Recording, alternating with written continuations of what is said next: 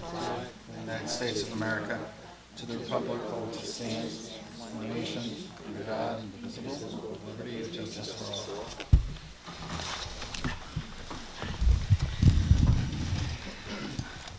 Okay, welcome to our school committee meeting. Do I have a motion? I'd like to make a motion to approve the consent agenda with the exception of the minutes for September 11th, 2012, which I would like to pull to correct a typographical error. Okay, all those in favor of the minutes without that? Thank you. Consent agenda, and now the minutes. Okay, section 3B in the minutes for the September 11th meeting, the word police should read instead policy. Okay. Thank you. Okay, all those in favor of that? Motion to approve Motion as to amended. approve this amendment. Okay, second. I'm going to abstain. I was not here. Okay, all those in favor then of the amended? Thank you. Okay. Mr. Rarick? Yes, there are two policies that I'm asking the committee to approve tonight. The first is approval of policy 1177, which No, is... excuse me, the appointments first. Oh, I'm sorry. That's okay. Zachary Fenster, career tech ed teacher at the high school. Okay, thank you.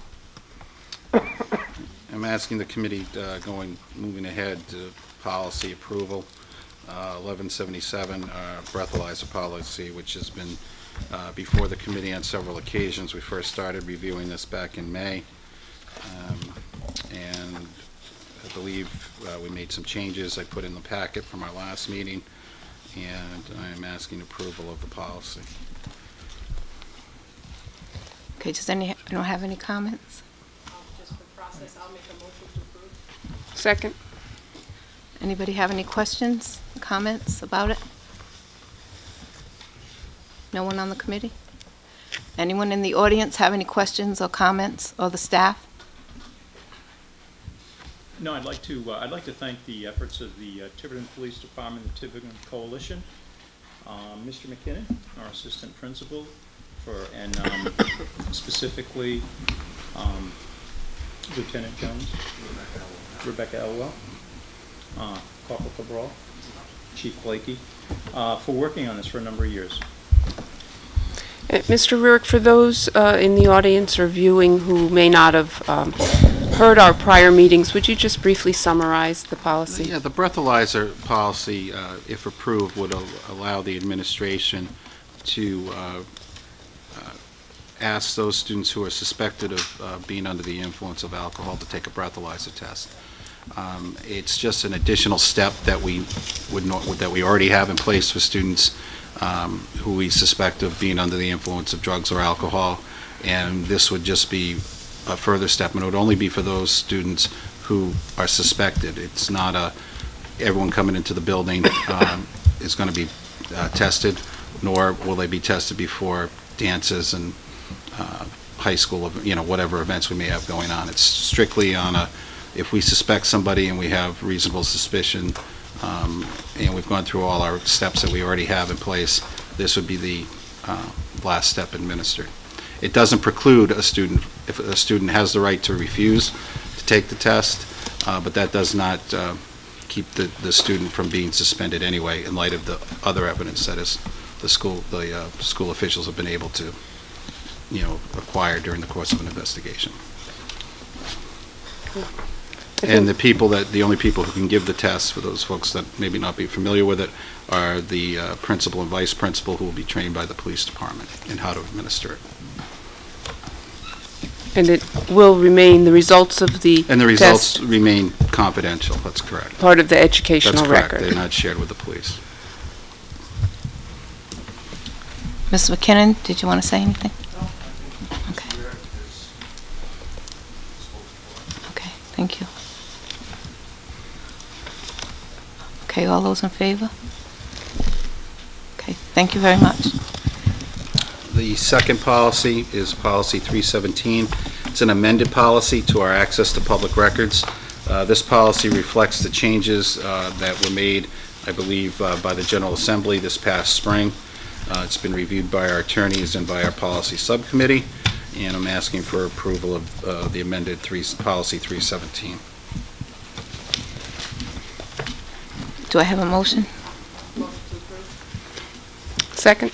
So again, Bill, just a summary, that this, all records will now go through, All non-educational requests for records will go through me. I'm the identified person in the policy, or my designee, and that designee would be Mr. Fiore.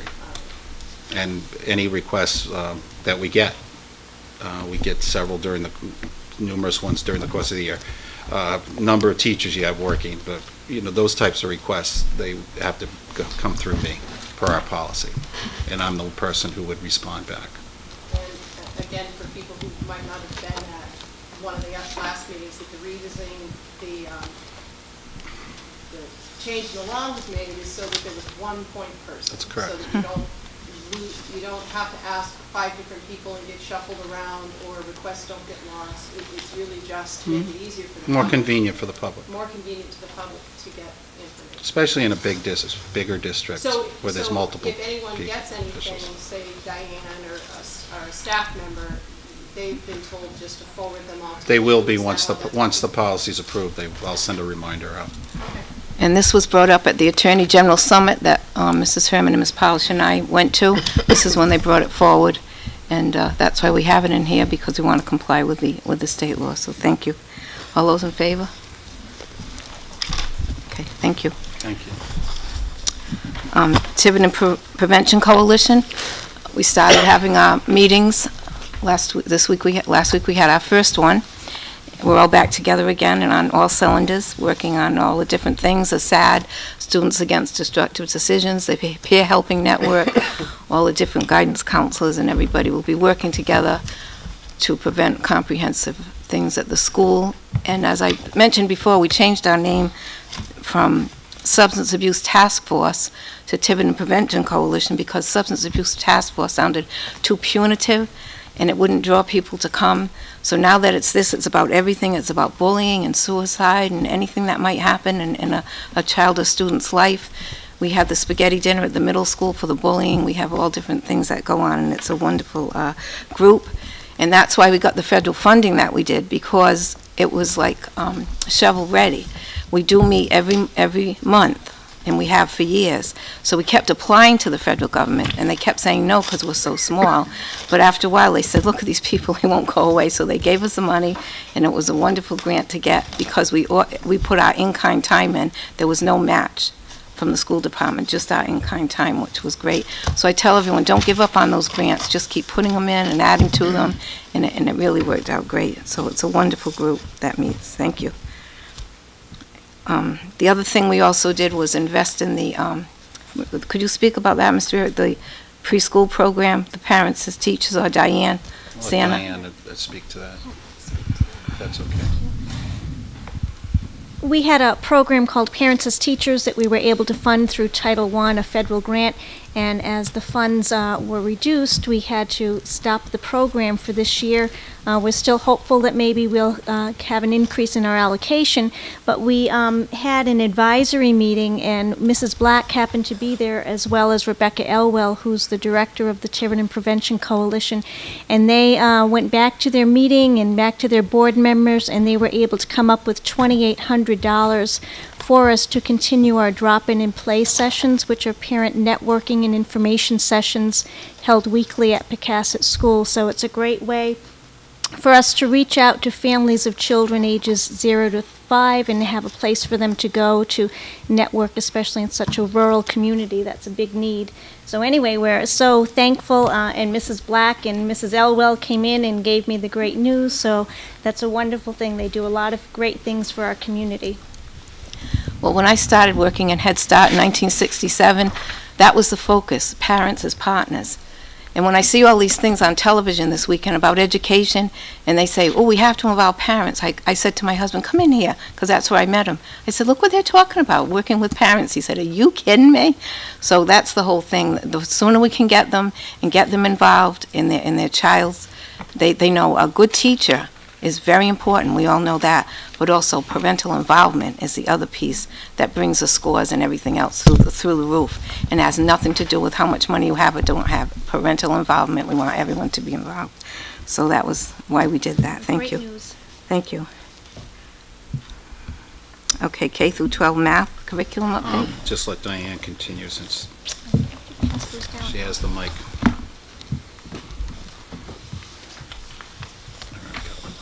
Thanks.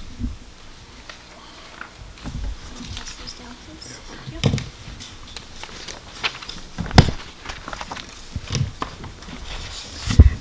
you. It feels like we've been talking about the development of a new math curriculum for a couple of years. We were fortunate to be one of the districts that received funds through Race to the Top. We'll be working with Bristol Warren and Newport to develop a K-12 math curriculum. It will be the same process that we used with science. The only glitch here is that this is a one-year, very compact schedule. With the science, we had 2 years to develop the curriculum, but we're kind of under the gun to get a new curriculum in place so that we'll be ready to transition to the Common Core standards for math and the new PARCC assessment that will begin in 2014. So we have a number of teachers participating on the teacher curriculum writing teams, and they'll be meeting 14 days throughout the year, working in collaboration with the teachers from the other districts. They began actually today. I was at 3 of the sessions, and it was very exciting. Also, our math leadership team began their sessions, and those are the principals and a lead teacher from each building that will go 5 days throughout the year. And both groups begin with an in-depth study of the new math standards, as well as the framework for the PARCC assessment. So there's a lot of information being given as to how we need to change our instruction to be ready. And the folks from the Dana Center are really top-notch and have a lot of expertise in this. After they do their study of the standards and the new mathematical practices, they'll develop a scope and sequence that will take instruction throughout the year and look at a K-12 picture. They'll be bringing that information back as they go along to other teachers in their building, and they'll be doing an online survey with all staff to get feedback on the scope and sequence. And then from there, they'll start to build units of study. As we move ahead, we'll be keeping our eye out on new math resources and programs that are available and developed specifically for Common Core. The instruction at grade levels is a little bit different than what we're doing now. There's a lot more heavy emphasis on basic skills, addition, subtraction, facts, multiplication, division, fractions early on. So it's a little bit of a shift for us. So we will eventually need some new program materials. At the sessions that I was at today, grade 8, it says right in the standards, students need to be able to use geometry software. They also reference the use of graphing calculators, which we have some, but not enough. So there'll be some costs along the way. So as we develop the curriculum, we'll also be looking at budget and preparing an estimate for what we will need for transition. So it's an exciting project. It's a lot of work, and I really appreciate the teachers that have stepped up to the table and, of course, the support of the principals in moving ahead with this. And I did have just an update on the science curriculum also that I wanted to share with you. I can just hand it to you, or we can talk through it. I don't know what you prefer. Committee's preference, we can talk about it when we do the science scores, or Okay. it's the Okay. committee's Thank you. preference. Thank you. Thanks, Diane. Does anyone have any questions about that? No? Okay. And again, an important point is, as Diane pointed out, it's a compressed period of time. It's pushes for laymen or for parents to understand.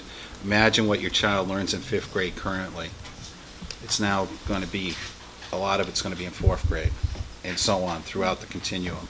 So a lot more complicated functions are going to be introduced earlier to our students, so we have to make sure our teachers are teaching it sequentially, the right concepts in the right time, and then we have to support it. So we'll be doing 2 tracks. One is getting the curriculum aligned and written, but also you'll probably see in this budget and coming budgets in the next year or 2 requests for textbooks, the graphing calculators, the computer software, the things that Diane just mentioned. So it's more encompassing than just we're rewriting the curriculum. And of course, when you do the curriculum the way it's set up now, we have to take our teachers offline during the day to do it. So it's a catch-22, and it's no different for a lot of districts. As again, we're partnering with Newport and Bristol Warren, and to work together. So hopefully we can save some costs there, and so hopefully save time. So it's a very it's a very intense process that we're jumping into. As Diane said, science took 2 years, and we're still refining the science curriculum this year. It's only the second year that we've actually implemented. So the math is certainly on the fast track, much faster than the science. So Superintendent Reardon, you're saying that some of the things that you're teaching in fifth are going to now be taught in fourth? Some are, so it's not. It's not all. It's not. It's not so the. You can't just take that No. fifth grade book and push it out. No. In other words, the fifth grade curriculum, for lack of a better definition, isn't going to be the fourth grade curriculum. Right. That was my. Just some things. Yeah. And it's going to be similar to the grade span. In other words, there'll be certain, fractions. They'll see fractions throughout. So we'll overlap grade span. Then there'll be specific skills they need to learn at different grade levels. It's similar to the GSEs in that way, but it's different in that they're requiring different skills at different times. Now, are the textbook authors keeping up with? Because what is this? 24, 26? 2014. 26 states. 26 states. 26 states. Yes. So are we going to have textbooks to go? I mean, They will. In August, they released a publisher's criteria. So this was all of the states have formed a consortium, and they developed a criteria for publishers to develop materials that specifically align to the Common Core. And it's not just the concepts. I mean, math concepts are math concepts, but it's also the different instructional approaches based on research on mathematics learning and misconceptions. So it's really a change in the tools that we need as well. So that publisher's criteria has just come out. Publishing companies are just now developing programs from the bottom up to fully align with these new standards. And then after they are developed, they need to be tested, and then they need to be evaluated. So there are committees at the national level that are prepared to review instructional materials as they come out.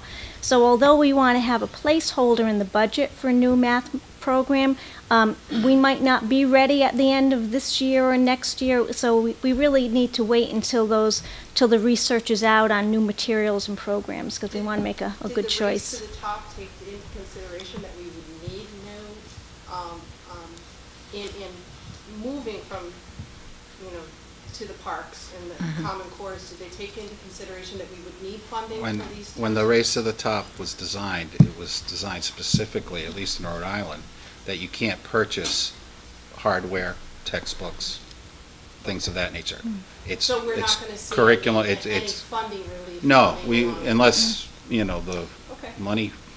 Right. The The best that we could hope to do is to continue our work through the East Bay Collaborative and maybe get some shared purchasing agreements.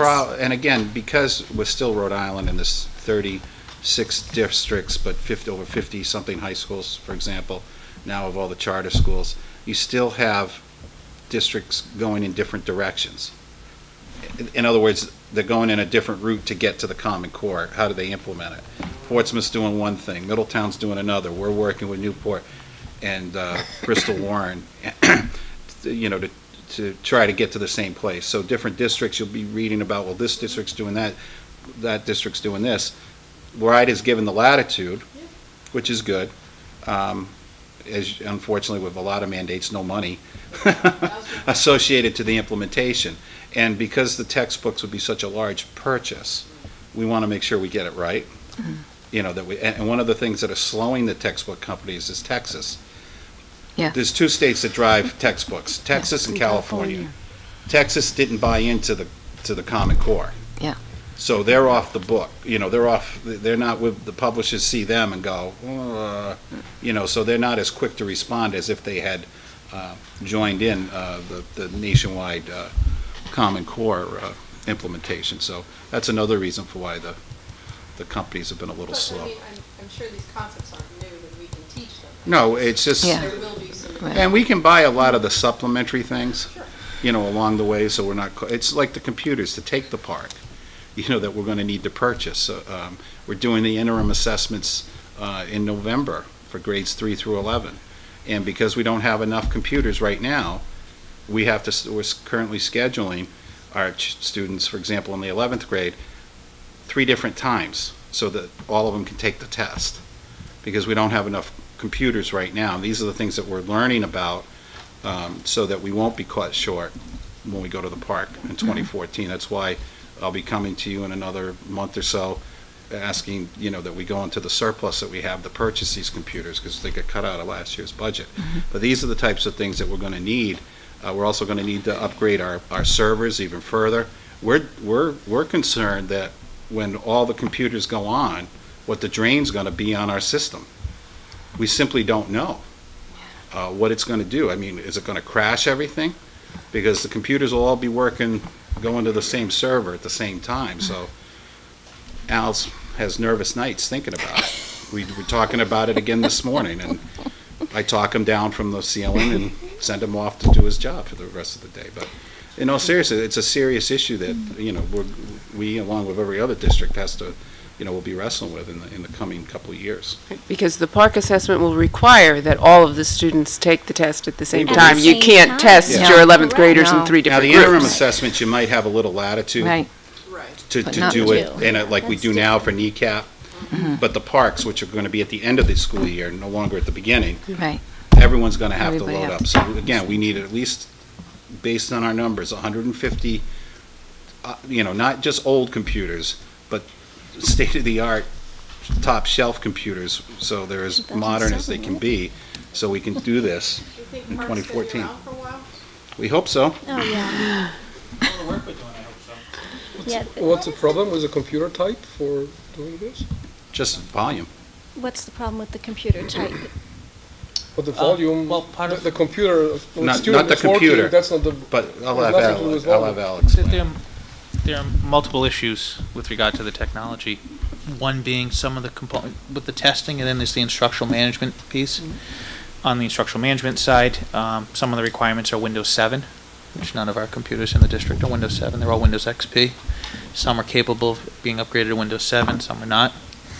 And then what Mr. Rarick is referring to in terms of whether the capacity will handle it is the middle school and high school are all on the same internet line.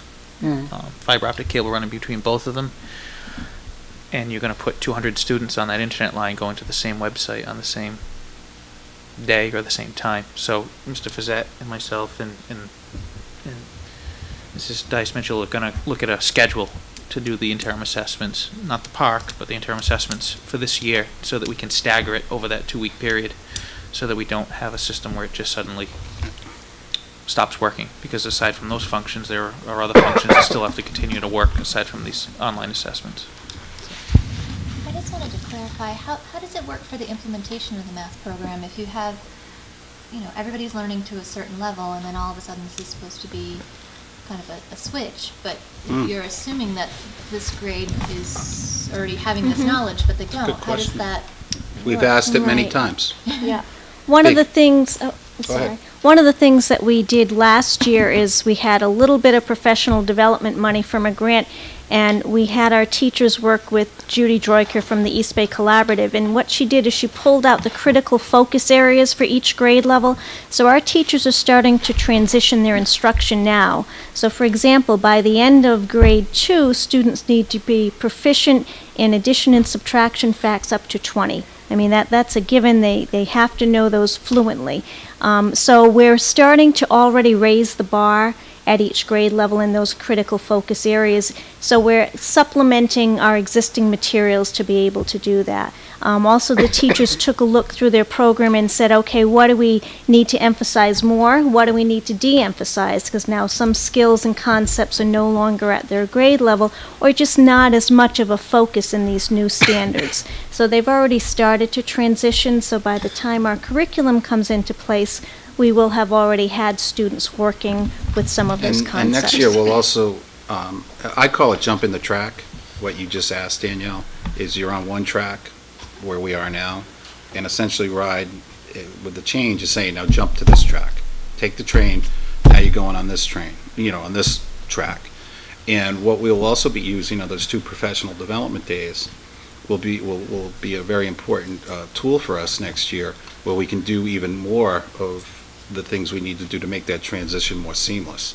So we're going to do everything we can within our confines, but I still believe there'll still be, bumps in that road as we transition. And I think I would be surprised if there wasn't a drop when the students are tested on the park statewide, because I don't think everybody's going to be aligned properly for a year or two after that. But the date's 2014, and that's what we're given, so that's what we're shooting for. We don't agree with it. We've expressed our concerns to RIDE, but it is, quote Bill Parcells, it is what it is. That's what they're telling us, so we're working within those confines. I just asked the question because it seems like it wasn't that long ago. Oh, you're right. When I was sitting on a school improvement team where we were revamping for NECAP. a NECAP. We used to have new standards starting in the late 90s. The Then new they switched standards it. lasted about 5 years. Then NECAP came on in, I believe, 05, 06, and now the shift to the Common Core. So, again, We don't have a choice. Not a lot, For positive no. change, and hopefully it's a good one. But Yeah, mean, I was let's encouraged. see. Yeah, I was encouraged today when I was with the middle school teachers. Their mathematics program is made up of small modules or units that are actually separate books, so they're able to kind of shift some of those amongst grade levels, and they have been doing some of that already to align better to the standards. So they were already identifying which books would be moved down to the grade level before them, which book they would need to use from the grade level above. So, That was so good. we're lucky in that way that we do have the flexibility right now to start to make those changes. Okay. Thank you. Anybody have any questions about that? Okay, proposal to reopen superintendent's contract? yes, you have my request to reopen my contract regarding the salary provision. As I stated previously, I'm currently scheduled to receive a 3% increase this year and the next 2 years. I'm proposing that I take a 0 this year, and then what the teachers received in their contracts for this 2013-14 and 14-15 school year.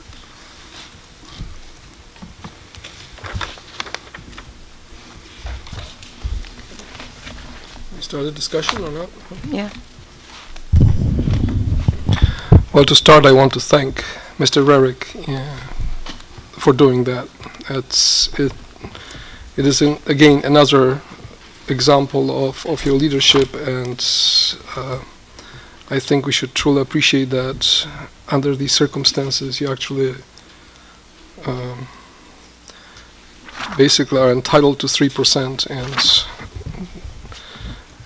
you reopen your contract, you agree to the terms which were given to the teachers. So I just want to say how much I appreciate that. And that's consistent with everything you have done so far. So Thank you. Could I have a motion just for discussion? Do I have a second? sure. Okay. Discussion? I'm sorry, I started discussion with on That's okay.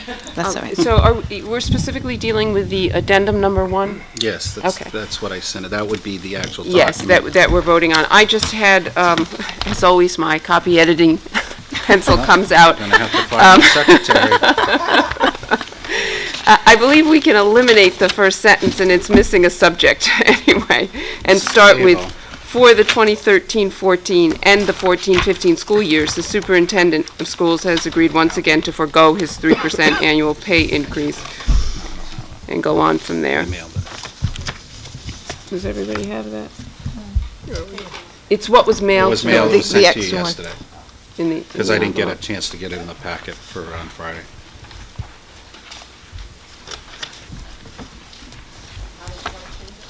Just eliminate Make the that first eliminate the first sentence and sentence. begin with for the For the- 2013-14 and 14-15 school years. Okay.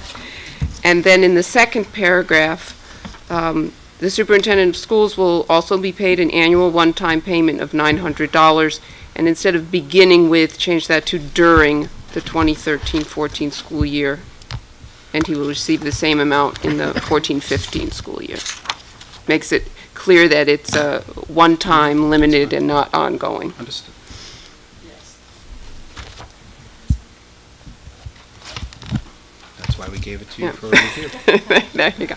And I would just want to point out that the $900 stipend, which, as we mentioned, would be the equivalent of the $200 stipend for the teachers and the $350 they will be paid for each of 2 professional development days, that is a one-time payment, and this is an effort on the school committee's part to be careful with our finances, that we don't bind ourselves to increases in the future that we may not be able to pay for. So we're just being very cautious with the taxpayers' money, especially considering the economic situation we're still dealing with. And the other thing I'd like to point out was Mr. Barrick's contract was the $11.50 flat that we used to have for the Way back health when, yeah. the healthcare co-payment. And then we fought to get it to a percentage, if everyone remembers. It went to 12, and then 18 and 20. So of course he's at that with the teachers and the administrators with the 20. Well, we also have, Doug and I have the $250. Yes. Which is a lower cost plan for the district. Yes, And Bill, you also 4 years of no increase, that's correct. Doug and I both 4 years of zero. have gone, this is our 4th year.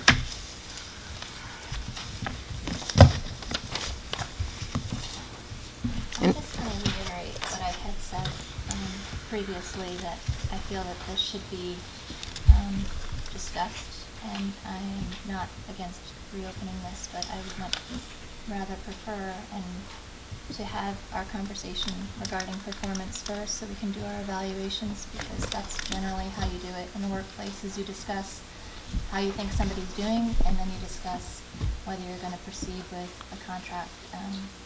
But that's just my opinion. I was told that that was 2 separate issues, so.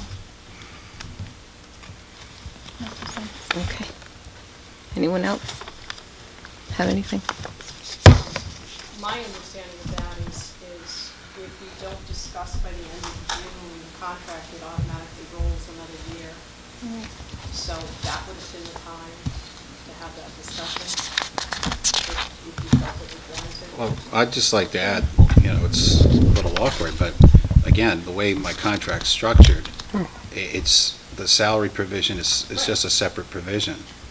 And of course, the committee, and I strongly advise the committee to evaluate me. I evaluate all my all my administrators yearly. I was given a 2-year goal setting that was set by the committee, and I provided that to the committee.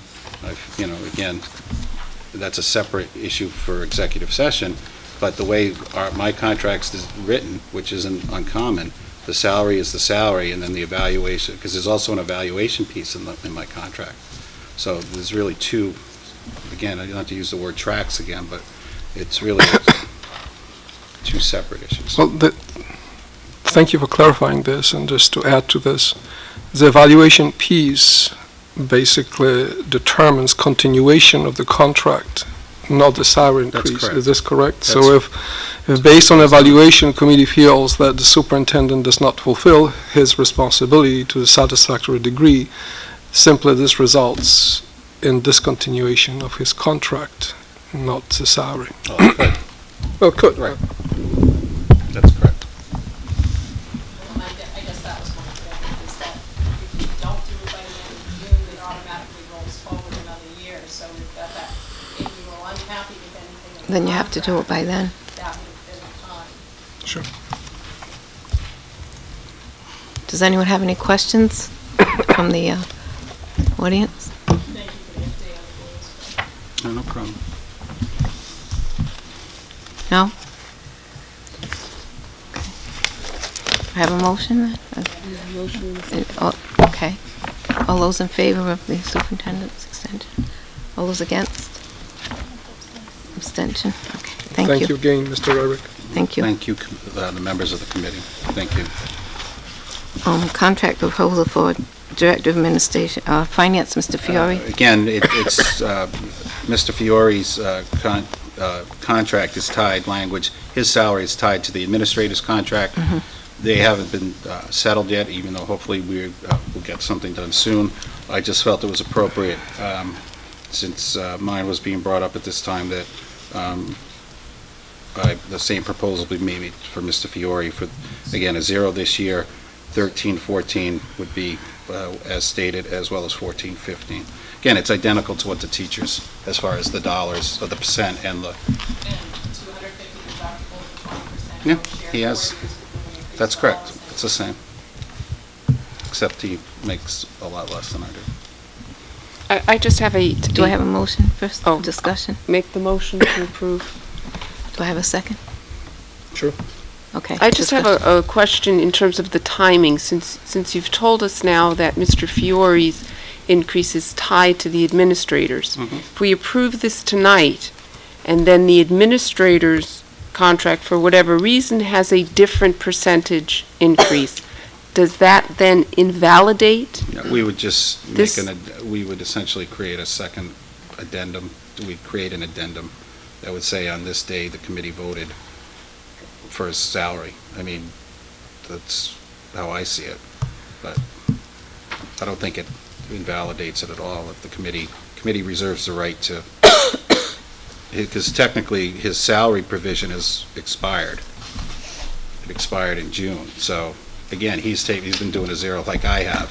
So I don't think it creates any issues, especially if you vote for it.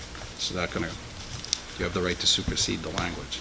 Yeah, that's what I was We- going to ask, because this supersedes The other one. that. This vote, just like the Because I'm addendum. assuming he's agreeing to it. Right, for yes, years. just like the addendum would for me, and it would be the same for Doug. So it's like an MOA that In a way, supersedes yeah. whatever. Right, We Oh, have- so- this vote will supersede, because the no vote will be noted. So does this mean that if we approve Mr. Fiore's contract separately tonight, that going forward, his increases will no longer be tied to the administrators? They could be, it depends if you want to change that provision. Right now, I'm asking you to just to supersede that language and approve it. Okay. That's all I'm asking. And would Just it for be these 2 any- years. Temporarily for the Right, 2 years? just for the Okay. 2-year window, nothing But else then in the we'd have to contract, change it just back. that. All right, thank you for that clarification. Any comments on that one? And again, I provided a brief Oh, yes. narrative. Thank you, For that those was, of that you- was very helpful. We got a summary of Mr. Fiore's work and accomplishments over the past 4 years. I stopped at a page. It was a summary, so could have gone on a greater length. Yes, you did forget the municipal stress task force of the Didn't want governors. There were so many, I but there were stopped so at a many, page. I couldn't even believe how many I found that he was asked to be on from the state level because of the recognition that he has. They keep trying to poach him. We have to keep him here. Any questions? Anybody? Okay, all those in favor then? Okay. Mr. Fiore, thank you for great work. Thank you.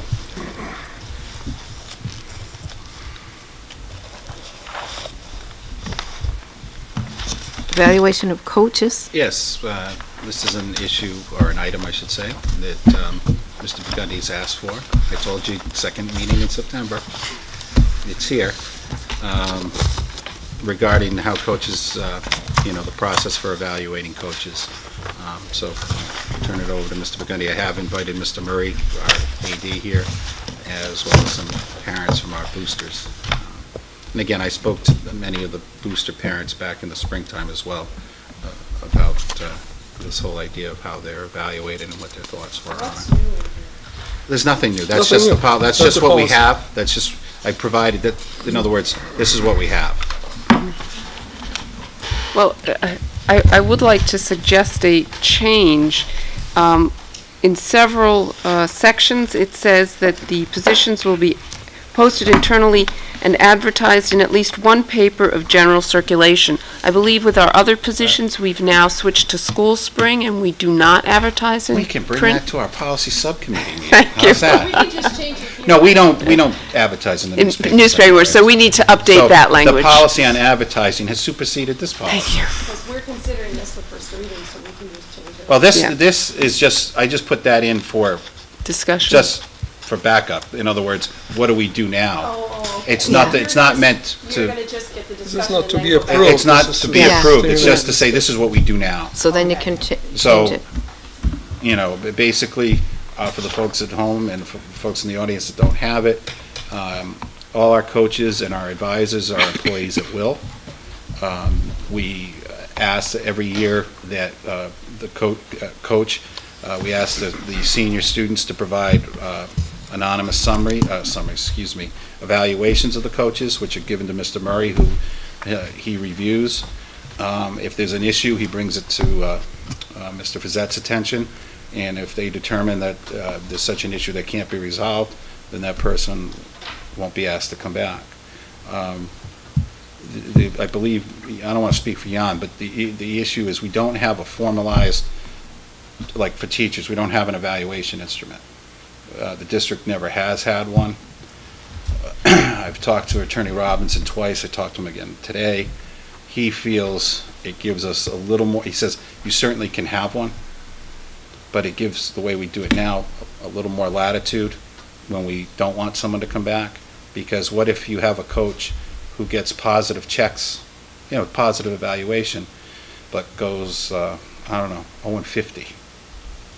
And, you know, the AD and, you know, Mr. Fazzad or whoever, they feel they want to go in a different direction. That person has a good, quote, paper, and that person could then fall back on that, as opposed to now, it's a collective decision between the AD, the principal, and myself. Obviously, I rely very heavily on what Bob recommends to us, since he's there daily, interacts with these coaches daily. So that's pretty much what we do now. And it's not to say we can't, you know, tweak what we do to improve it, but that's pretty much it. Bob, is that, you want to, pretty close to it? So Mr. Murray, you don't, I'm sorry. That's okay. Thank you. You're welcome. You're comfortable with the process that we have now? I mean, would you find it helpful to have, I mean, have you talked to any of the other coaches? Bill and I have talked on numerous occasions about this. I feel as though if we have a formal process, it binds us to that paper. Whereas the way it's done now, at any moment in time, I can go to Steve, it would be Steve and Jack first, and say, I have an issue.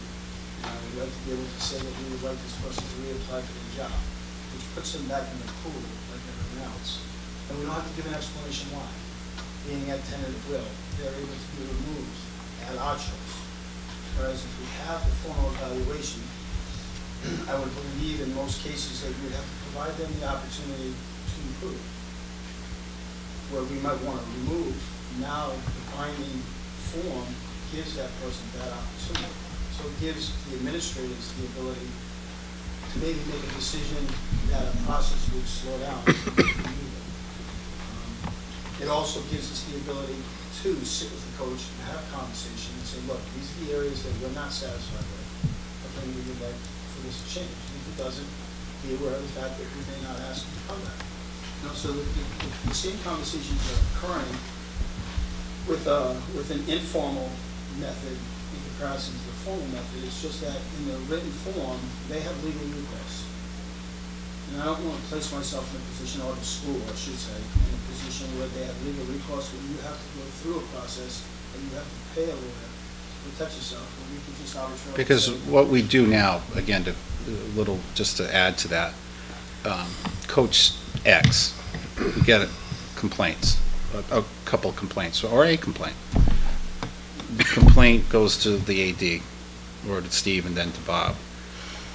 Bob will talk about the complaint with the coach, just like you would with a teacher. You know, what are you doing with this? Just to find out what's going on. If it warrants, Bob will give directives, or a directive, or directives to that coach, and then he'll put it in writing to him saying, I want you to do this. So there is some paper, but it's simply to say, hey, we told you on this date, you met with Coach Murray. You met with Coach Murray and Mr. Fazzette. on this date. We told you to do this. That's why you're not coming back. So we do, you know, it's not like we just have conversations and nothing's documented, but it's documented only in the sense that what the complaint is, how it's going to be rectified, you know, what we want to see, and if we don't see it, then... And you feel that...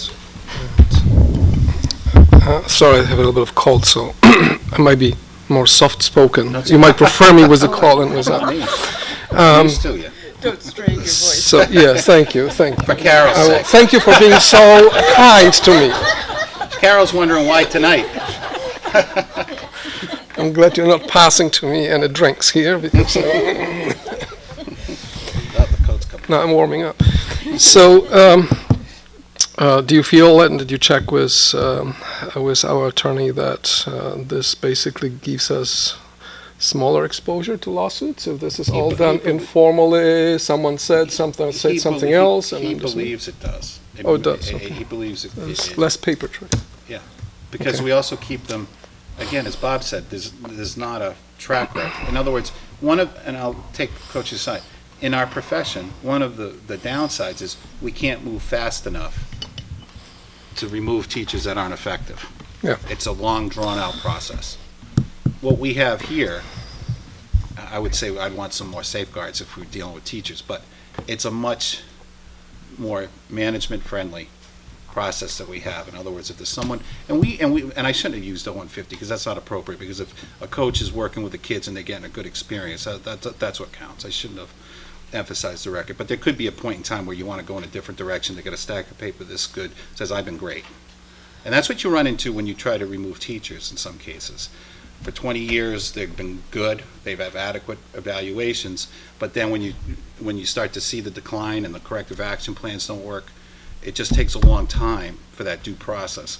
This really, it's just a matter of how fast we want to move, as opposed to having to move at a certain level. So, and Steve said again, you can do it either way. But he said he liked it this way. He thought it was cleaner.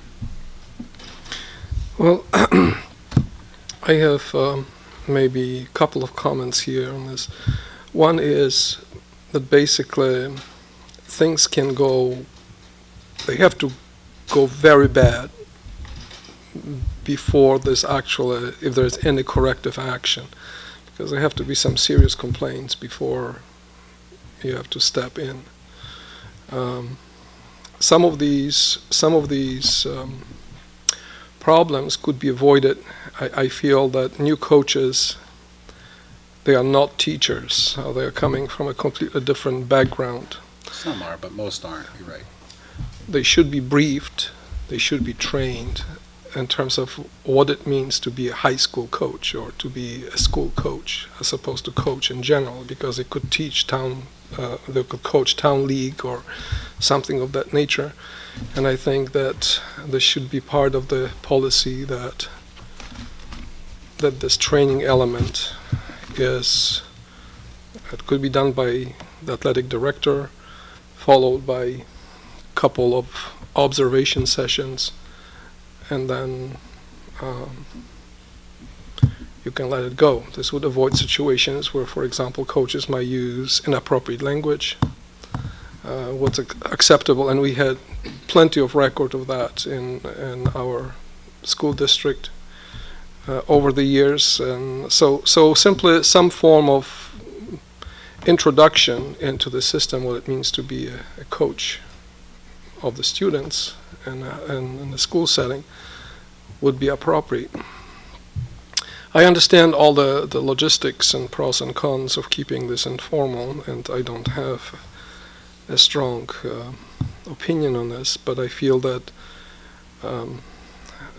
let's take an example of a teacher who has no tenure.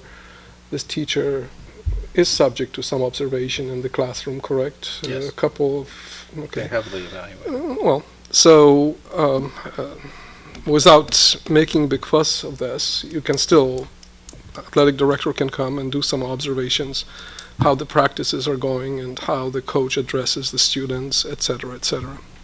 How the coach handles discipline. Some people might have problems with that, and some issues are related to the coaches simply not being able to discipline the players properly. Another issue I have here is that this surveys, basically, they're given to seniors, and observing the seniors, many of them basically become disengaged from the process. It's basically saying, well, whatever happened, I'm moving on. Now, some other players have much more stake in the whole equation. These are the players who will remain for the next season. And there are also situations, and Mr. Murray can testify to this, that sometimes there's one senior or two seniors on a varsity team, the rest is juniors. So you are basing your opinion on one person or two people, which is completely ridiculous. I feel that this should be extended to more than just seniors. Can I just, Please. when the policy was done in 980, when we originally wrote this, it was done, we had a policy subcommittee. It was a different group of folks. And that was simply what was agreed upon, that we felt that the seniors would be more open because they weren't, and this was from parents. Bob, you've got a good memory, that a lot of the parents that we asked at that time. I believe that we probably, I know that this past spring we gave it to all the kids. We opened it up to all of the kids to do it. I know the year before I mailed them home. I literally mailed them home so that both parent and child could sit and submit them back to us. I know what you did, but it's not in the policy, so it means we have to formalize So we this. could put that in. And this was done, obviously, in response to an issue which may have been indicated to you, and obviously you handled it in that way to ask for a wider opinion. Correct. And now in terms of anonymous survey, right now we have such methods that no one will ever discover who submitted which survey, and you can provide assistance to this. It can be electronic, am I right? And students and parents can supply this information. The summary can be provided to you. What's also very important, that in addition to qualitative evaluation, when someone says, oh, it's a scale of 1 to 2, well, how 1 meaning completely dissatisfied, 5 meaning extremely satisfied, how would you rate this coach in A, B, C, and D?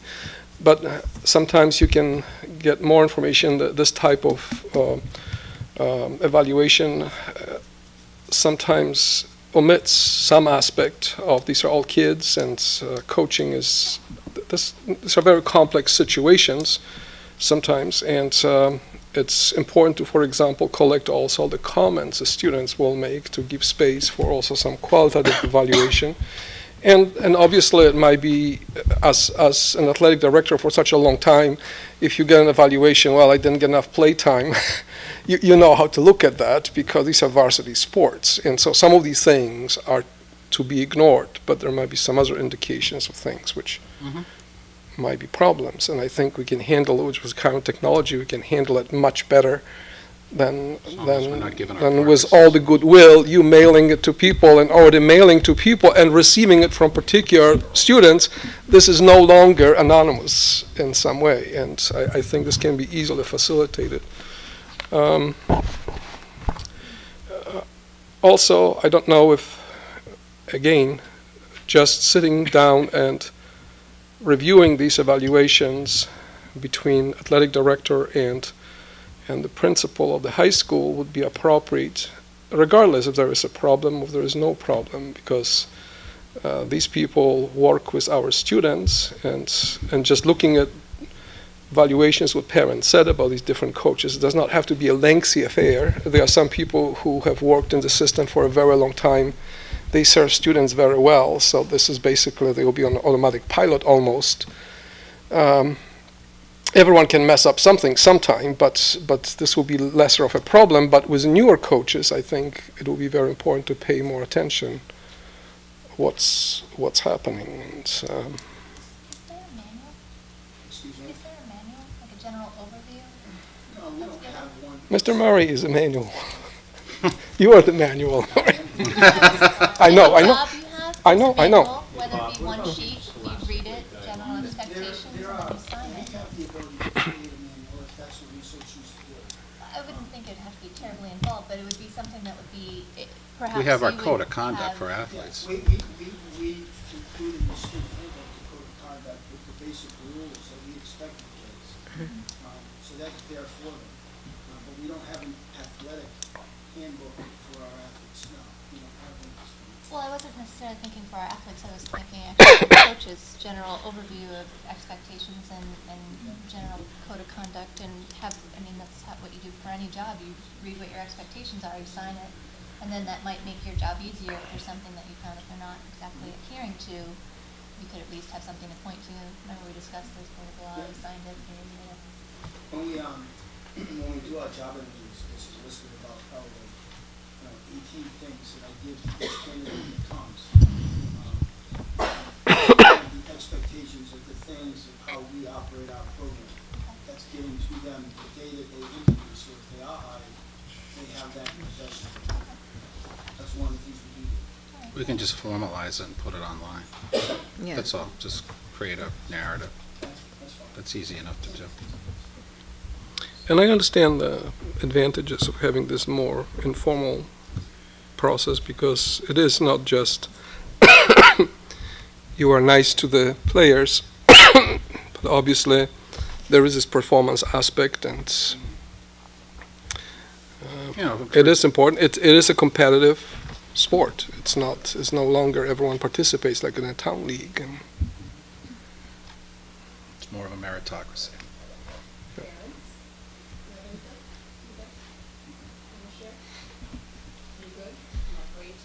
No, come Oh, on, come come on. on. Come share. I think Mr. Murray, I've actually sat on a couple of interviews to hire coaches, and I think the protocol that he actually has, and he gives to these people that are applying for this position, the questions that he asks are very intense. And I sat on one, and I was amazed on some of the questions that they asked, because I personally didn't think that they were going to ask those questions, and they did. They were really strong. You really needed to define that question in depth, really in depth. And you have to, I mean, you'll realize your kids are going to be with this person. So I think that form that we were just talking about, I think it's great. I'm glad that they use that through the interview, and to sit there and write everything down that this person said and actually look at the overall to see if he's actually going to fit with the age group that we have, either if it's a freshman team, a JV team, or a varsity team.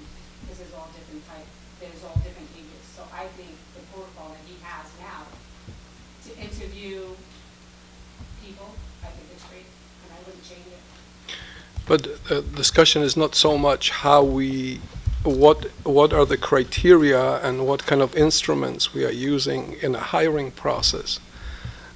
The question is, what kind of criteria and instruments are we using in evaluating someone's performance after they are hired? Because obviously, you know what it is. Everyone is going to promise you anything, and it's going to smell like roses. When they come to an interview, the question is, when this person finally is put in the position of power that they do instruct kids, and they spend time in the gym or on the field with the kids, most of the time alone. Do they obey with these rules? And that's my concern, not the hiring. So a lot of the sports, games, basketball, soccer, football, field hockey, and I observe the coaches as a parent. And Yep. if I feel that there's a concern, I'll be honest with you, I bring it to the coach. If it doesn't get resolved within the coach, if it, most likely, the things that I have approached is foul language that I brought to the coach and how he speaks, because he represents children. And if it's going to be inappropriate, then I don't want my child to play for a coach that's going to disrespect my school and my children and everybody else's children that's playing. So if I bring it to their attention, if it doesn't go from that point, then I do bring it to the next chain and address it. But it seems like it resolves within speaking to the coach first. And Sure. explain to them, because there's other parents that are concerned about it. So I think we take our protocol, you go by the chain, you go see the coach first. If it doesn't get resolved, then we see, you know, Mr. Murray or Mr. Fredette, and we kind of address it. And then I have to say that I did get the mailing, and I did fill it out, and I sent it in, and I put my name on it, because I have no problem Some people putting my don't, name on sure. it and saying it, because I think if you put your name on it, now if there's a complaint, then you know that parent has addressed it, her name's on it, even the child. I know both of my children are in the school, and they filled out theirs too.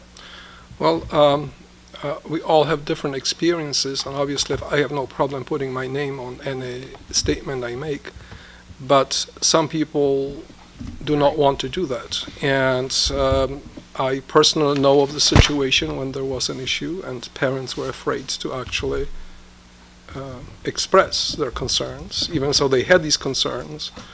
And it was up to a couple of parents who had the guts to go and finally indicate this, but then it took the whole investigation if this is only a problem of 2 kids as opposed to everyone. So the fact that people anonymously can express their opinion, obviously there's a problem if this is anonymous because you don't have to sign it, so you can say bad things and there's almost no consequences. But I think the way you're talking, I mean, I think those would be the rogue statements. Sure. And in other words, obviously, if Bob has 12 replies out of 14, and they all are kind of going in the same direction, well, it's not just random, even if they don't sign it. Sure. In other words, there's, sure. you know, they're pointing to something.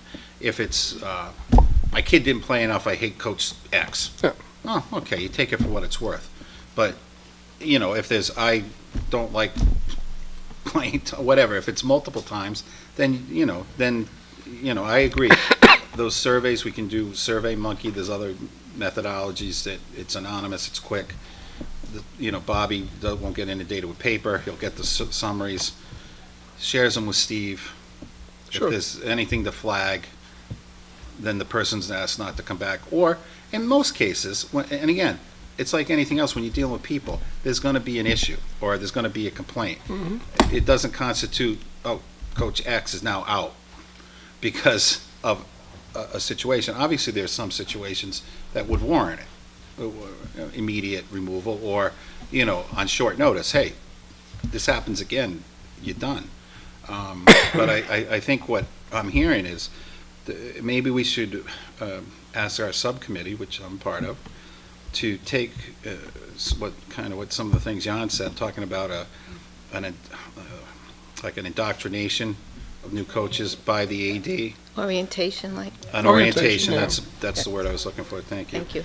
And then we change the survey, everybody gets surveyed via, electronic means. Yep. And then all responses would be shared with you, with Steve. Are those interview questions, just out of curiosity, are those written down, or you just tell those? No, they're written down. I haven't formally created for a long time. Well, and that's my concern, is you've been here for so long, and you're so good at it, I'm imagining that at some point you may leave. Don't talk to him about those things. No. He's the only one who can retire. No. He's number 1 on the list. And I would hate to see that incredible knowledge. No. With what you said, I mean, I have lots of things that say, and when I first came, it was, hi Bob, here's your keys, see you later. Okay, I won't do that when I leave. The poor soul that's coming to do what I do is going to have a chance to sit with me for a little while and go through stuff. And it's not like I've spent my whole life here, it's going to be hard to separate myself. So if there was a problem, somebody picks up the phone calls, I only live 8 miles away. I'll come up. And I realize most of the parents have your cell phone now. Yeah. Well, when we have this is one of the other things, when we have our parent orientation meeting, we have the kids come in the fall, and I'm going to do it again this winter. I've never done it for the winter and the spring, but I'm going to. One of the things I say to moms and dads is, we're going to spend more time with your kids than you are. And I think it's important that you come and ask every question you can about this person. So when you meet, let's say, for instance, Bob Murray, okay, then you're going to ask him as many questions as you need to so that you can feel comfortable with who I am. Because I'm going to shape your child's life. And you need to know who I am. So I have no problem standing up and saying, here's my phone number. You call me up until about 1:30 in the morning. Oh, jeez. Yeah, I'll be up until about that. Or even after that. You just Mr. said Murray. this on TV. Bob. Well, That's what goes on, Laurie. You might be able to attest to that. Maybe after that, if you need us. To make them understand that, you know, I am a dad, okay? I understand what kids go through. I understand what my own kids go through. I'm not here to hurt your child in any way, shape, or form. You may think I am, but because it's the way you perceive it. And if you come and talk to me, you'll understand more and maybe have a better perspective of it. And I think that each of the people that works for us is expected to do that. So that if a parent, and I've listened to Jan, okay, and I understand this. There are parents here that are afraid to call because they feel is that there may be retribution. sure. Yes. Okay, and to me, that's an aim in that if we were to hurt a child because mom and dad called, that would hurt our athletic program. And if we had a coach that was hurting a child because of the fact that a parent called, that person doesn't belong working here. And if we would be able to get a feel for that, it wouldn't be long before Steve or myself or Jack or Bill would recognize something and say, there's something wrong, let's have a conversation.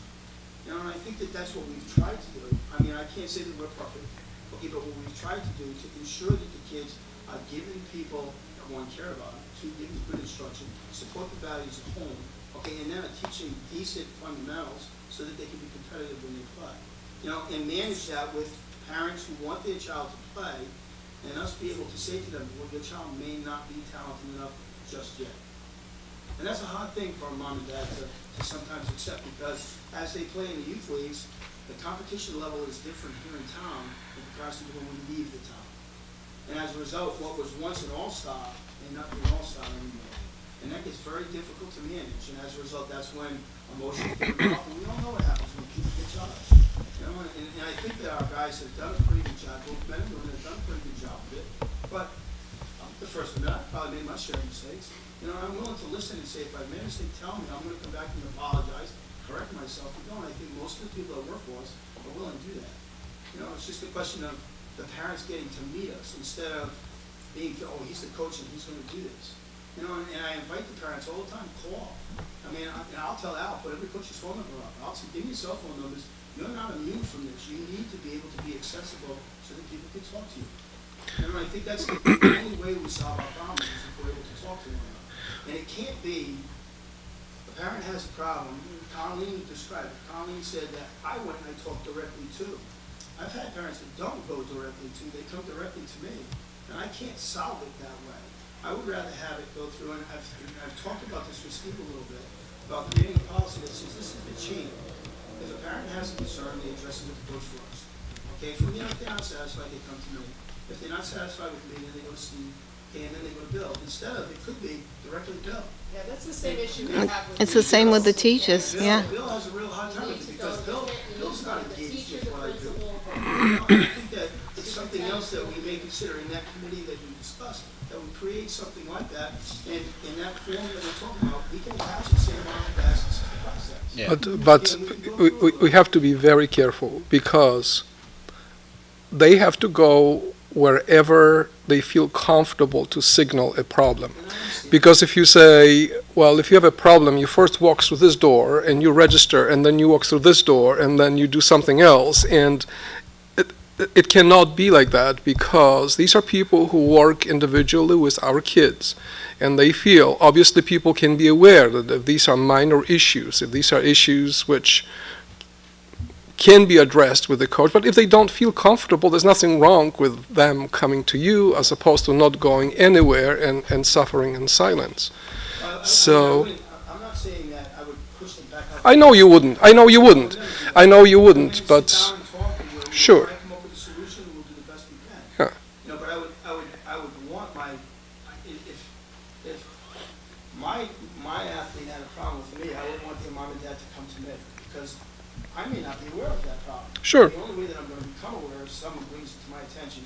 I would rather have it either the young man or the young woman bring it to me first, okay, and say, hey, look, you're doing something that makes me feel uncomfortable. Okay, thank you for making me aware of it. I'll make an adjustment. Or if it's a mom, it could be a telephone call. It doesn't have to be in person. Okay, just so that we're aware of what may be there that we're unaware of. But I also understand with what you're saying. that sometimes a parent may not feel comfortable going to that coach. Sure. It's easier to come into And, my office. yeah, and there are times that it does, again, as Deb pointed out, with teachers or coaches or advisors, they automatically, call my office, and of course we take the call, but if Elaine can't redirect it, I will. The first thing I ask is, have you spoken to the teacher, or have you spoken to the coach? And then what Jan will say, sometimes say, I'm uncomfortable because. Okay, well then, Please what don't use me in this context. I'm No, never but- uncomfortable. No, but not you, but that some parents, you stated that some parents Just are kidding. uncomfortable, and they are. Yeah. And I'll say, well, then maybe you should talk to Mr. Murray. I always try to redirect back to Bob, because he's the AD. Or a principal. Or if it's with the, the teaching side of it, can you talk to Mr. Fazette first? And, or they got a complaint about an administrator. Well, have you talked to that administrator? No. So it's a gentle redirection sometimes, and even then that doesn't work. And then, obviously you want to serve the customer and try to resolve it. Sure. But, I understand what Jan's saying, but on the other hand, I know Bob, I've seen him for years. He's always meeting with people or talking to them and never discounts their If input. someone comes to you with a complaint, are you going to address it at a school committee meeting? No. You're going to say, have you talked to the teacher? Have you talked to the principal? Have you talked to the superintendent? Have you talked to the curriculum? Whoever. You're not going to bring it to a school committee and just say, okay, let's address this. But at the same time, if you have a problem with cashier in the supermarket, you don't try to tell the cashier how to do their job better. You go to the supervisor and you say to the supervisor basically that there's a problem with this type of behavior. You are not in a position to correct this. But I do agree with Bob that in general, Sure. we can try to go, because we all know that there's people who just leapfrog because they don't, I'm going to go right to the top of the chain. Sure. And they don't want to start with the coach, and the coach has no idea that it was even an issue. Sure. The same thing happens with teachers. So I don't think it can be a hard and fast rule, but I Yeah. think it is something like Bill said that we try and encourage. Yeah, and this language that we encourage the, Right, yes, and- to follow but the, parents always reserve based on the right type of to, complaint. and, Yeah. but I think that's a good idea, along with what Danielle mentioned about the manual. Right. Just a couple pages or whatever our expectations are. I think that's a good idea as and well. when Mr. Well, there's- Murray, I'm sorry, sorry. Can I, go ahead. when Mr. Murray addresses the parents, and I have sat through this, 3 times, 4 times, or 5 times, That's he does a great job.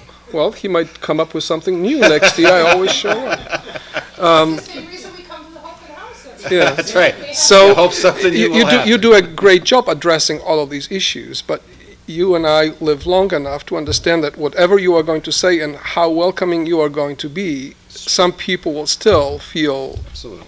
intimidated and coming with this. So in terms of making this anonymous survey so people can freely express themselves, also those who basically otherwise would never come out, I think it's not going to hurt anyone, and you are in this long enough to basically filter some of these complaints as completely void in terms of how much playing time someone gets, or it's too hard practice, or things like this. That's what sports are about, and you know what is relevant and what is not relevant to what's happening in the field. So I've heard a lot of good things tonight with different ideas, Yes. but I can tell you that the Rhode Island Association of Sports says that sports are an extension of the classroom, and that's what it is in Tiverton. I can tell you that, because they teach you lessons about life that you'll never, it's amazing. I know this man sitting here, Mr. Murray, worked with him for years, and I always felt comfortable that if there was a coach that didn't belong there, he wasn't going to be there for long. Because as soon as a complaint came through the channels, wherever it came from, and this man of great honor would hear that, and he'd say, I don't want him part of this school. They're out of here. And that's what's happened. I've sat here for 8 years, and it has happened. And it will happen again if it has to. But we're all in this together, and it's a lot more than winning and losing, as Mr. Eric said. And it's about the integrity of life, and I can't even tell you what this man has done for this school. It's just been amazing. And you do take calls after 2. But wait a minute. Mr. Murray, you do take calls after 2:30. Tell the truth. Because I know that. I've made them. So can you take my calls after 9? but I think there's been some good ideas put forward here, and I think you have. Well, I Thank think you. what we need to do is, as far as, our next step, I believe we will meet as a subcommittee, modify this, and then Bob can work on his manual separately, and we can come back probably I within the next think it would be month. appropriate to involve Mr. Murray also, Oh, absolutely. and just looking at this policy, because, you have more than anyone I else. think it's pretty germane that he's present. It's just tightening the screws. If we did a rewrite, would you want to send it out to the boosters, or? Can more people that Yeah, contribute, I mean, we'll slow the process down to develop. that's The okay. more people that contribute, the more ideas are exposed, I think the better the document will eventually get. Well, we can do it like we did with the, Deb, like we did with the breathalyzer. We'll draft something, we'll send it to them, say, what do you think? This is our best thinking presently. I have to say it, Mr. Murray, nothing is going to slow this down. Oh, I think that, I. Because Yeah, extra 2 weeks and 9 months, it's not that much. Ah, all right, I get it. Oh, maybe we'll make it 9 months. Take it up in June. Okay, is that good? Is that good? Is that okay? Sure. Okay, thank you, Mr. Murray. Thank you very much. Thanks, Bob. Kneecap science scores, 2012. Yes, I gave you, these scores were just released Thursday, and we're currently doing our analysis, but just in a summary, and I gave them to you, this data, because it's pretty self-explanatory. It's the data that RIDE uses. And if you look at our elementary schools, from 2008 to 2012, Fort Barton scores increased by 21%, Pecasset's increased by 10%, and Ranger dipped a little bit by 3.7%. From one year to the next, Fort Barton grew by 11%, Pecasset stayed even, and Ranger dropped by 6% last year. So overall, the numbers you see, that's what's reflective in those, the 4-year averages. Grade 8, I'm pleased to announce that our scores went up 10 points from the previous year. From 2008 to 2012, the scores improved by almost 13%, 12.7%. Grade 11 increased by 8.8% or 9% over the same window, with 39% being proficient, which was a growth of 0.4%, 0.4% for the scores. Overall, if you break down, if you remember, last year we talked about districts that are similar to ours, based on free and reduced hot lunch, special ed numbers, and income, median income. And when you look at Bristol, Warren, Coventry, Cumberland, and Middletown, our scores by grade level are very, if not better, equal to, in most cases, than our, really what I call our mirror districts that are similar to us population-wise, the makeup of our population and of our parents. So if you take that under advisement, you look at the scores. Bristol, Warren, Burrillville, Coventry, Burrillville was the others. They're all on the front end of the alphabet. I'm missing one then. Bristol, Warren, Burrillville. Bristol, Warren, Coventry, Burrillville, Coventry, Cumberland, Cumberland. and Middletown. Again, our science curriculum, and I'll let Diane go on, go further if she wants to. Our science curriculum, again, it's our second year. Last year was our first year. We're still refining a lot of what we're doing. EBEC recently voted 2 weeks ago to release $75,000 for the improvement of additional science kits and the purchase of additional science kits. So they're more tied to our GSEs and GLEs. We're in the process of purchasing informational texts for K-12 science, especially primarily K-8, because the high school is pretty well stocked with texts right now. We have teachers working on the frameworks for K-12 science still, working on that and refining our curriculum. By 2016-17, we hope to have the new science standards. We just went through math and ELA. By 2016-17, that's the date where RIDE has said we should be ready to go to the science Common Core. Teachers, again, will continue to provide feedback throughout the year. We meet with them continually. The principals are always meeting with the teachers regarding how we can improve the curriculum that we just implemented. We'll continue with our classroom walkthroughs that Diane and our administrators do. Diane, you want to, if there's anything else? No, I think you pretty much hit everything. So we still have some professional development going on to support the implementation. Part of the Common Core standards for ELA have a component for ELA in science, so it's the content literacy piece, which is new.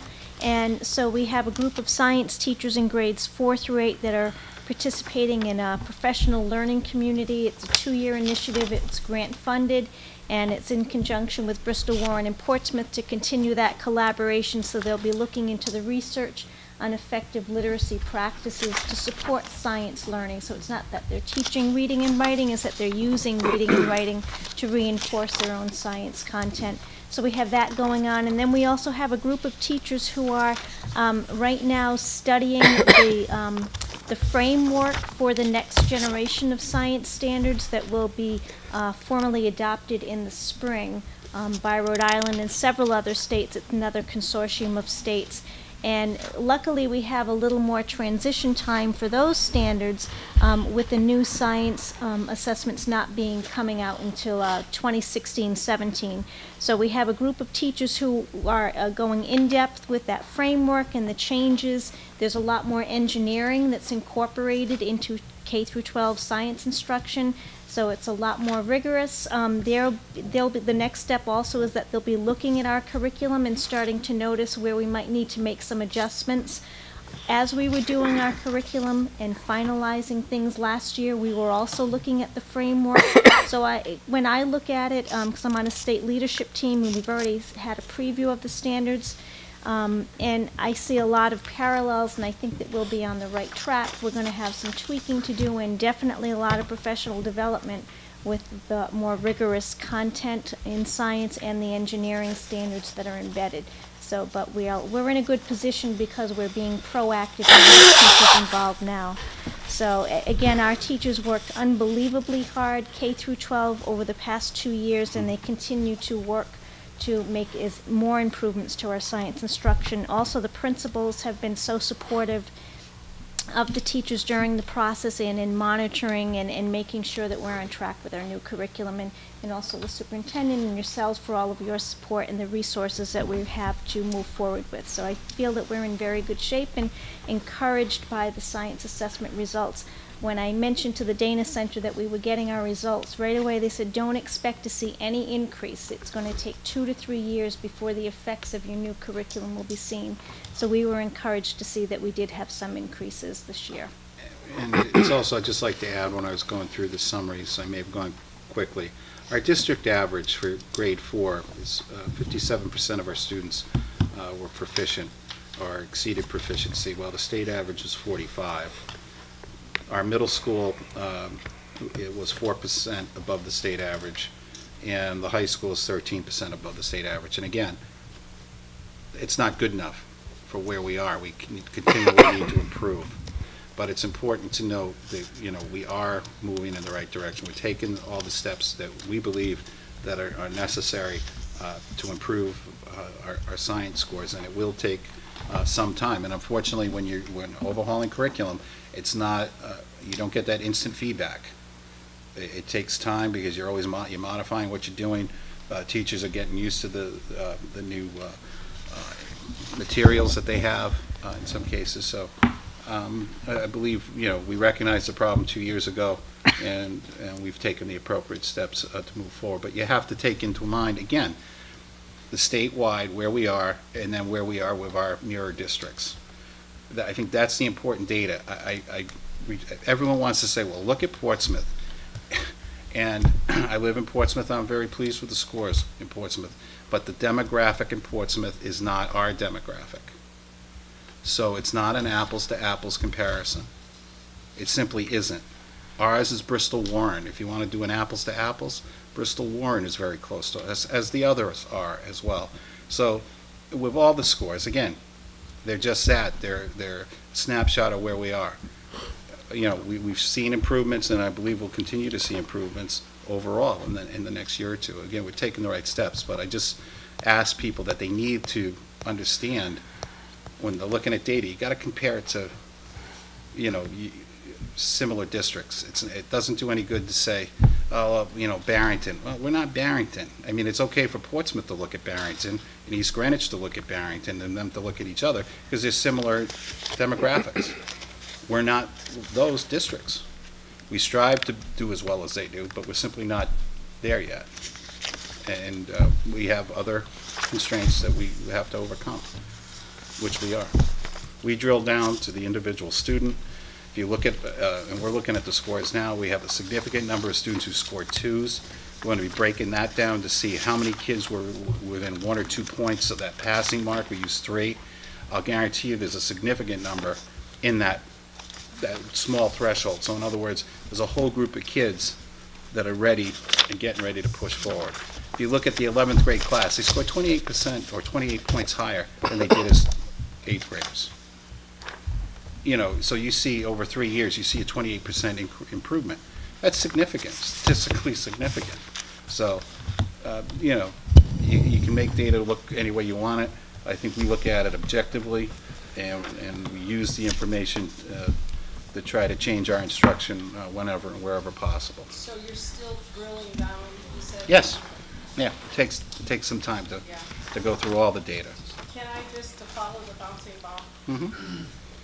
Parks and ELA writing and math are going to be 2014. 14-15 school year. 2014. Yes. 15. So they'll actually be given in the They'll be spring of Spring 2015. of 15, that's And correct. they'll still be doing science and half. At least through 26, at least through 2016. 2016, 17. June of 16, And- if we can think that far out.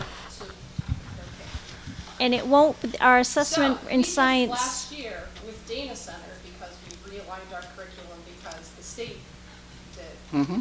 went through this whole thing with Dana Center. We just put it in place last year. We're saying we're probably not going to see real results from it until fiscal 14, and then once we get a handle on it, we're going to be switching to. That's correct. Okay. yeah, That's what, right, pretty that's- much it. Just following the ball. So you got it. But that's, again, it's important for folks, you know, we kind of make light of it, but it's important for residents and people throughout Rhode Island to understand that. Changing a district's curriculum and how they teach is similar to moving an ocean liner. You just don't turn it on a dime. You got to prepare for that turn, and it just, and we're doing everything we can within our capabilities to do that. I can imagine it's frustrating for you guys, but I just, from a school committee member perspective, I'm trying to get a handle on where is it? Is it the special, you know, needs? Is it the low income? Is it middle school? Is it, you know, is it because we're dipping at middle school, we need to not have the dip? And it's really hard to get a handle on that and try to understand. And I realize you guys are the professionals and you're recommending, but it's hard from a school committee perspective to try to get a handle on it when we keep. When the data is changing. Well, and I also think, and again, I think you have to look at it statewide too, as a whole. Statewide average is 45. It dips statewide to the middle school. Then high school, it goes back up as a state. So again, what we're experiencing is similar to what statewide we're experiencing. So not that it makes it better, but it's, you know, we're in that. But that's why that I think continuum. one of the reasons that certainly I always caution people, it's only one measure of our schools. Absolutely. Because the target is always changing, the curriculum is always changing, and it's a measure, and it's a measure we need to look at. It's a measure.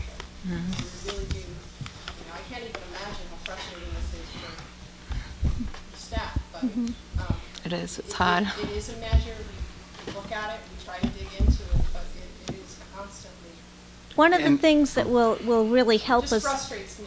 the process that we went through with the Dana Center in developing a new curriculum, and even the teachers back in the schools who weren't participating, they now have such a more in-depth understanding of standards and how to align their instruction to the standards. So we're in a better move to transition. And people from Massachusetts, when the Common Core came out, they weren't all up in arms because they have those structures in place, having been through it very intensely for MCAS, and so we're in a better place. So the standards are changing, but now we know how to look at them through the instructional lens and how to develop our curriculum. So I'm not as worried about the transition now as I would have been, because we've been through all of this professional development, and we have, again, those structures and the leadership piece, and our principals have a strong understanding of how to move this along. So, but you're absolutely right. We're going to be looking at two different sets of data. So now we'll have our kneecap, and then we'll, have, and it won't be PARC because that's a whole different consortium. It will be another group at the national level developing a new science curriculum, or excuse me, a new science assessment. And keep in mind, when we go to PARC, the PARC is the end of the year assessment, but you're also going to, kids are going to be then tested 3 times during the year with what's called interim assessments. And that's what we're a pilot district this year, and we're setting everything up to see, again, what we were talking about before, for our kids to take it for the first time, just to see where they are and whether or not our system can hold it. So we're 2 years ahead, and we're trying to get the kinks out as best we can for this changeover to the Common Core. You're able to explain this just, from, this is only a part-time job, and I'm trying to dig into the data. Yeah, it is. And in the end, we're a no excuses district. We're going to do everything we have to do and everything you're doing, just like we did at Durfee 10 years ago to bring it all together, and now they're the top of the country. That's how long it took. It was frustrating.